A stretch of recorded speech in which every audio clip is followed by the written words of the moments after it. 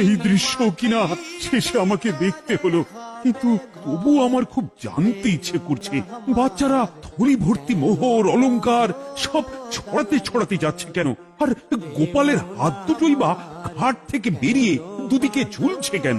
মহারাজ, আর একটা ব্যাপার কি আপনি লক্ষ্য করেছেন?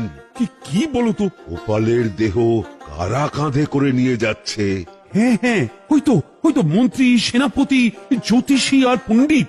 আসলে গোপালের এই শেষ যাত্রা আমাদের কিছু শিক্ষা দিয়ে যাচ্ছে মহারাজ।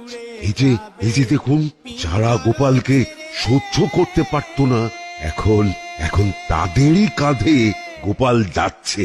তার মানে শেষ পর্যন্ত কেউই কারোর শত্রু থাকে না, সবাই মান অভিমান ভুলে কাঁধে কাঁধ মিলিয়ে পার করে দেয়। আর ওই যে মোহর আর অলংকার ছড়িয়ে যাচ্ছে, সেটাও বুঝিয়ে দেয় যে এই অর্থ, সমৃদ্ধি সবই ফেলে একসময় চলে যেতে হবে। দুটো খালি হাতও বুঝিয়ে দিচ্ছে খালি হাতেই আমরা সংসারে এসেছিলাম, আর খালি হাতেই আমাদের যেতে হবে।